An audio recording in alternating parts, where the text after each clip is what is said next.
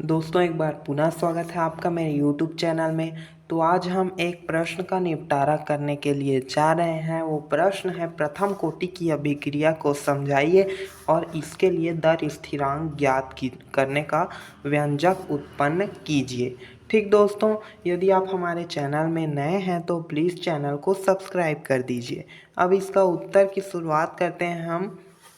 उत्तर में आपको लिखना है, सबसे पहले आपको क्या लिखना है, प्रथम कोटि की अभिक्रिया क्या है। यदि आप उसको चाहो तो लिख सकते हो। क्या लिखना है, वे अभिक्रियाएं जिनमें अभिक्रिया का वेग केवल एक अणु के सांद्रण पर निर्भर करता है, प्रथम कोटि की अभिक्रिया कहलाती है। बस इतना लिखना है आपको।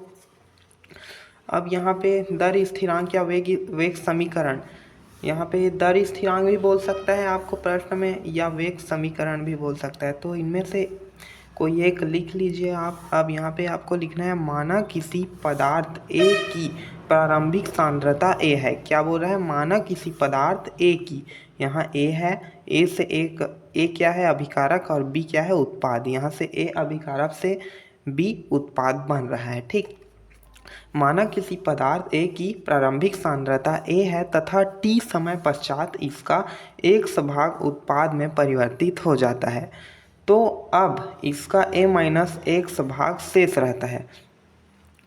समझ आया। आप ऐसे भी लिख सकते हैं कि माना ए अभिकारक है तथा बी उत्पाद है। ठीक, और यहाँ पे क्या लिखेंगे, और इसके बाद आपको क्या लिखना है, ए की प्रारंभिक सांद्रता ए है और बी की प्रारंभिक सांद्रता क्या है, ओ है। ठीक, अब टी समय बाद इसको क्या लिखना है, ए माइनस एक्स, और बी का क्या है, एक्स है। ठीक, अब इतना आप लिख लेंगे आराम से। अब आपको क्या लिखना है बता रहा हूँ।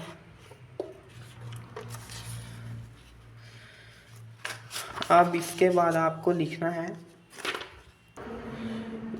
अतः अभिक्रिया की दर बराबर dx अपॉन dt अनुक्रमानुपाती है किसके, a माइनस एक्स के। इतना बस आपको याद करना है, फिर आगे अपने आप बनेगा, सिंपल हो जाएगा।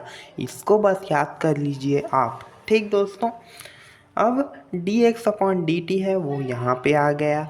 अब बराबर इसके स्थान पर जब बराबर लगता है तो एक नेतांक लग जाता है। ठीक, नेतांक के है और a माइनस एक्स है तो a माइनस एक्स आ गया। अब यहाँ पे क्या बोल रहा है, देखो क्या हुआ, यहाँ पे dx अपॉन dt था यहाँ पे, अब यहाँ पे a माइनस एक्स आ गया, ये सीधा यहाँ पे आ गया, देख लो यहाँ पे आ गया ना, और यहाँ का जो इधर आ गया। ठीक, तो k इंटू डी टी आ गया। ठीक, और ये a माइनस एक्स जो है यहाँ पे आ गया, यहाँ का सीधा यहाँ आ गया और यहाँ का यहाँ आ गया। ठीक, अब क्या हुआ, यहाँ पे समाकलन करने पर, अब हम क्या करेंगे, समाकलन करेंगे। समाकलन करने पर यहाँ पे ये वाला चिन्ह लग जाएगा, ये यहाँ पे आपको दिख जाएगा चिन्ह, पेन से बता रहा हूँ, यहाँ पे आपको चिन्ह दिख जाएगा। और ये dx अपॉन ए माइनस एक्स है तो ये dx अपॉन ए माइनस एक्स आ गया। अब बराबर k जो है वो नेतांक है तो k के बाद जो dt है उसमें समाकलन होगा।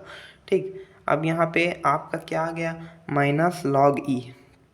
इसका मान जो होता है dx का समाकलन माइनस लॉग ई होता है, आपको पता होगा। और यहाँ पे a माइनस एक्स है वो a माइनस एक्स आ गया और बराबर k है। अब इसका समाकलन होगा तो t आ गया, ये यहाँ पे t है वो आ गया k और t। अब यहाँ पे एक समाकलन स्थिरांक लग जाता है वो है c। ठीक, प्लस में c आ गया, इतना आपको लिखना है। इसके बाद आपको जब अब मानना है कि जब t बराबर 0, हमारा जो समय जो है वो 0 होगा तो x बराबर भी 0 हो जाएगा। ठीक, तब माइनस लॉग ई और ये a, x को क्यों नहीं लिखे हैं, क्योंकि x बराबर क्या हुआ, 0 हुआ, तो x बराबर 0 हुआ तो हमारा a बस बचा है, इसलिए a आ गया यहाँ पे। अब बराबर का बराबर और c, यहाँ पे c बस आएगा, क्यों, क्योंकि t बराबर 0 है और 0 इंटू के मतलब 0 का गुणा k से करेंगे तो पूरे ये सब 0 हो जाएगा, इसलिए c बस बचेगा। तो c बराबर यहाँ पे आ गया। अब यहाँ पे c का मान है क्या, माइनस लॉग ई ए। अब ये माइनस लॉग ई ए का मान यहाँ पे रखेंगे हम। ठीक, समीकरण 1 में मान रखने पर तो माइनस लॉग ई, और ये सिंपल यहाँ तक तो पूरा ऐसे उतार देना है, के इंटू टी है, ये के इंटू टी आ गया। अब प्लस के बाद सी है तो सी का मान माइनस लॉग ई ए है, तो यहाँ पे लिख दीजिए। ठीक, सी का मान बस रखना है यहाँ पे। उसके बाद हमारा ये माइनस और प्लस का गुना हुआ तो माइनस आ गया, बस उतना ही हुआ है। लॉग ई है, सेम है, ये सब सेम है, ये सब सेम है, बस यहाँ पे माइनस है और प्लस का गुना माइनस हो गया।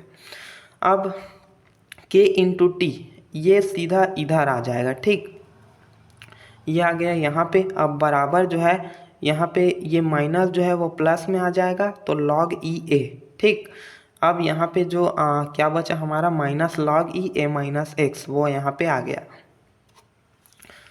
अब हमारा आंसर हमारा बहुत ही करीब है, के इंटू टी बराबर लॉग ई ए। यहाँ पे फॉर्मूला लग गया है, लॉग ई है और लॉग ई है। ठीक, ये दोनों को हम एक ही स्थान पर लिख दिए, और ये ए है, ए अपॉन ए माइनस एक्स, एकदम सिंपल है।